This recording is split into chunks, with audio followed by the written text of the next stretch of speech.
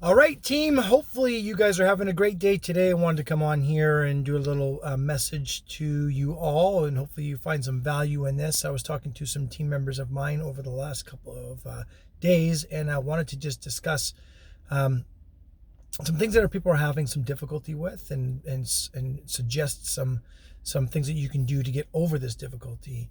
Um, when we come into this business, it seems like we're all full of excitement. And sometimes when we're full of excitement, we go run out of the gate and we want to go and tell the world what it is that we are taking or using and having such great success with. And then saying things like, oh my God, you got to try this. Or, oh, you have to try this. You should try this. You got to drink this stuff. Oh my God, this stuff is amazing. You should do it too. Um, we say those things, but what happens is we have great intention with what we're saying, but we're so excited that's how it comes out.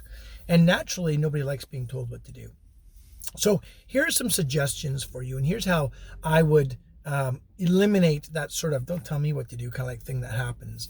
A lot of times we go to the people we trust the most, our family, our friends, and we're full of excitement, and we wonder why don't they want to feel as great as I do? Why don't they want to? Or we give them product and they don't take it. You ever had that happen?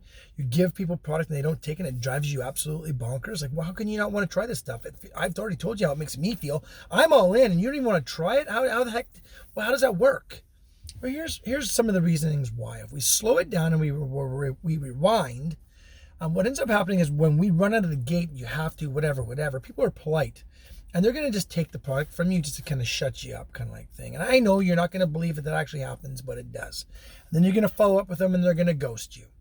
So here's how we eliminate that problem. Number one is, instead of telling people they have to, should, or got to, pique interest. Our job here is just to pique interest, and then let them ask us for the product to try.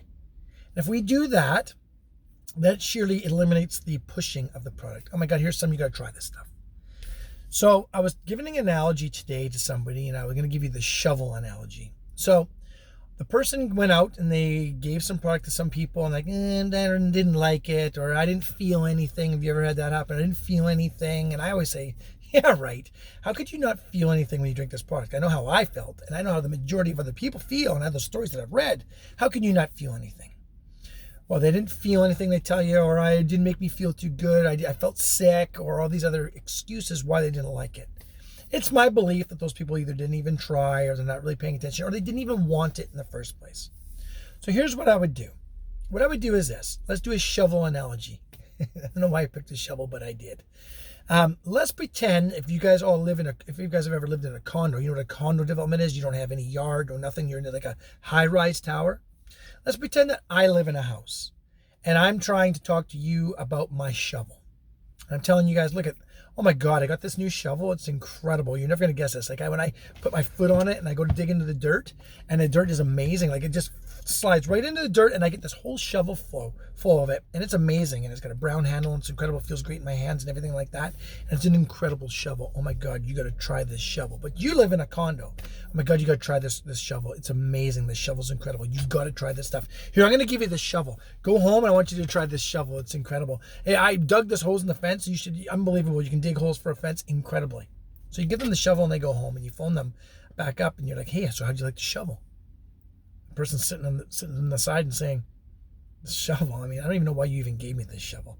But you were so excited about giving me this shovel that I just took the shovel. Like, I have no need for the shovel. I don't even have a yard. I don't even have a fence. I live in a condo, and I don't have to worry about even mowing my lawn.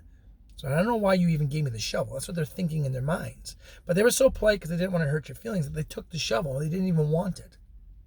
So when we are talking about our product, what happens is that when we're talking about how we're feeling and how it made us feel, we're eliminating, we're missing the how are they feeling. We're so busy trying to tell them about how we felt and how we're feeling now that we skipped even asking them how they're feeling. So if we do a question and do more listening instead of more talking, and that can look as, hi, how are you? Oh man, things are really tough right now. And I've been really tired lately. I've been really stressed. Well, then you would introduce a story pertaining to their complaint, right? Remember the shovel? You shove the shovel at them. They didn't even need the shovel. We got to find out if they have a need first before we offer the solution. The person didn't have a need for the shovel, but we shoved it in their face and told them to take it home and use the shovel. They don't even have a yard to dig in. Here with the coffee product, what happens is that if we don't find out and listen for a need and lead with our heart in trying to help somebody, that person is not going to take the product. So we have to find a story that resonates with them. So here's another thing.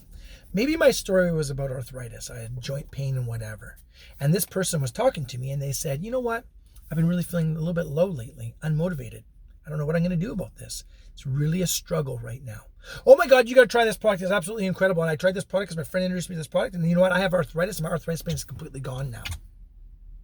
The person that's suffering with unmotivation and all that stuff that I said just a second ago is going to think you're absolutely crazy. Why are you even bringing up arthritis? I didn't even talk about arthritis. I talked about being sad, unmotivated, and in a really bad spot right now. I don't even know why you're even talking about arthritis right now. It doesn't even make sense. You got to try this. You got to try this product. It's absolutely amazing and helping with my arthritis, and you should try this stuff. Give the product to that person, and that product, you got to try this stuff. Take it home with you. Take it home with you. The person never tries it. Instead, why don't we pique interest? You know what? Here's how it looks. You know what, Sally, I'm really sorry that you're struggling with that. You know what? I took a product because I was dealing with some arthritic pain and a friend of mine introduced me to this stuff. And you know what? It helped me with my arthritis. But guess what? I read a bunch of stories in this group. And what happened was they were feeling exactly like you. Now, this may or may not be for you. I'm not sure. But I can get you some information. I'm going to add you to that group and you can read a couple stories and see if this is something that you'd like to try. Give them the information and let them. Would you mind if I follow up with you, Sally, and say a couple of days? Could you read those things in the next couple of days? And could you mind if I follow up with you and let me know your thoughts? Ask permission.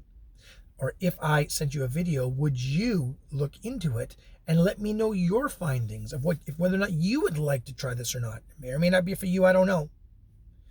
So we're piquing interest. We're telling a story pertaining to that person's complaint of something that we read or heard that it was helping. We were trying a product for maybe a different reason, maybe the same reason, I don't know. But pick the story that resonates with the person's complaint, and we can't know the person's complaint if we're doing all the talking.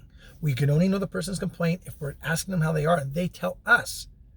May or may not be for you, I'm not sure. Give it and take it away. Do you happen to drink coffee at all? Yeah, I do. You know what? This may or may not be for you, but you know, I read a bunch of stories that was helping people with the same issues that you're having. Tell you what I can do. I'm going to add you to that Facebook group that's got lots of stories, and I'm going to tag you in a few. And if you don't mind, could I follow up with you in a couple of days and see what you thought? Absolutely. Thank you very much for helping me out, Shane. Right? So that's how it looks. Listen for the complaint, help with your heart, and if you're ever thinking, how do I get this person to take my coffee? We're thinking about it all wrong. It's not how can I get this person to do anything. How can I pique an interest with a story that relates to them? And sort of just let them say, you know what, I think I'd love to try that. Don't be so quick to jump on the you got to try. You got to try this stuff. Omit that stuff. You got to, you have to. Wall goes up. No, thank you. But they'll take it anyways, and you'll be following up with them and hearing crickets. So hopefully some of that helped you out. If you got any more questions, feel free to reach out to me at any time. Okay? Have yourself a great day.